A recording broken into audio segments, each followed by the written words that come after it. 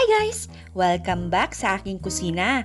Nag-iisip ba kayo ng masarap na putahe para sa inyong chicken wings? Tara, samahan niyo ko. Magluluto tayo ng buttered garlic chicken wings. Kindly check the description box below for the written ingredients. So let's get started. Gagamit tayo dito ng half kilo of chicken wings. Cut nyo lang yung joints to separate the winglets and the drumettes. Tinanggal ko na rin yung parang thumb niya, yung matulis na part. Now ay mag-a-add tayo ng 1 tablespoon of soy sauce sa ating chicken wings before natin ito ipa-fry.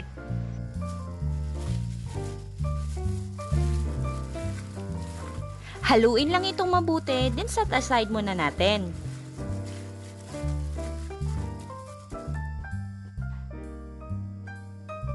Sa isang frying pan ay mag-iinit tayo ng mantika. Ito ay optional lamang. Nag-slice ako ng maninipis na bawang para ito ay gawing crispy garlic chips. Pang-garnish natin mamaya. Once na crispy na ang garlic, ay set aside lang natin ito. Gamit ang pinagprituhan ng ating garlic chips, ay ipa-fry naman natin ang ating chicken wings until golden brown.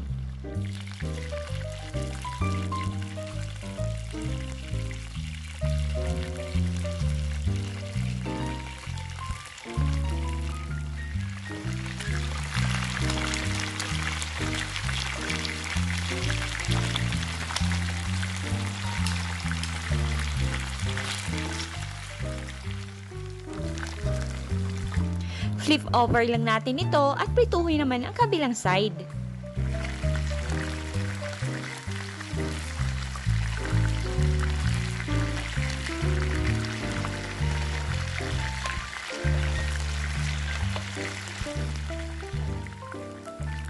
Once na ito ay golden brown na, hanguin lang ito sa mantika at iset aside muna.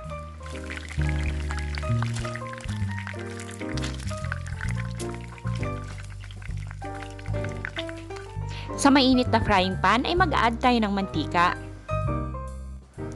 Gagamit din tayo dito ng garlic. 5 cloves of garlic ang gamit ko dito. Crush lang natin ito at i-chop ng pino.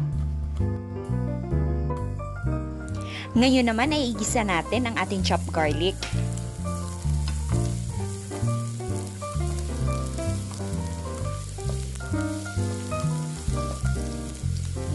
Gagamit din tayo dito ng 1 medium-sized red onion. Pwede din kayong gumamit ng white onion.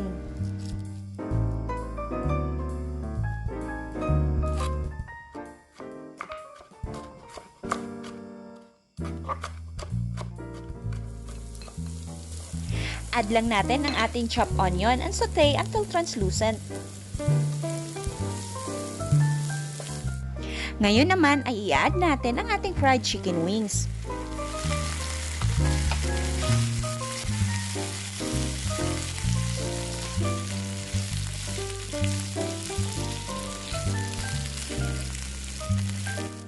Mag-a-add tayo ng 1 tablespoon of oyster sauce.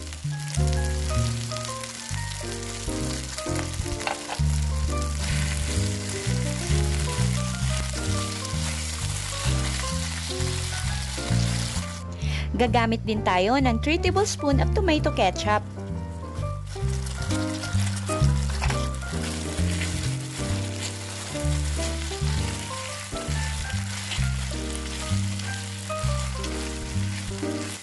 Ngayon naman ay mag-a-add tayo ng 1 stick of butter.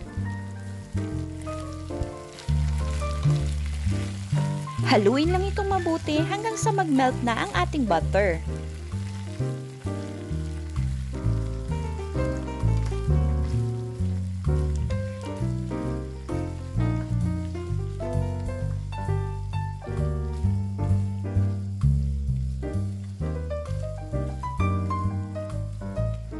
Pwede nyo na iserve to na ganito lang.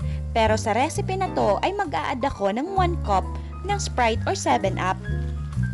Ito naman ay optional lang. But I suggest na subukan nyo ito at tinitiyak ko na masasarapan kayo. Season lang natin ito with salt and pepper. Adjust nyo na lang according to your taste.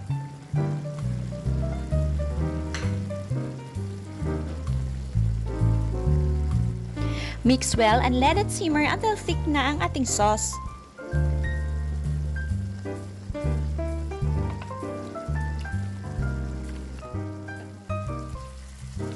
Once na nag-reduce na ang ating sauce at ganito na ka-thick, ay pwede na natin ito i-serve.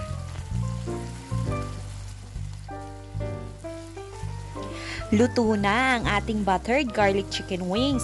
Sana ay magustuhan nyo ang recipe na to at may luto nyo rin sa pamilya nyo. At sa mga hindi pa nakasubscribe, please subscribe sa ating YouTube channel and please click the notification bell and click all para ma-notify kayo pag meron tayo bagong uploads. Thank you guys for watching and happy cooking!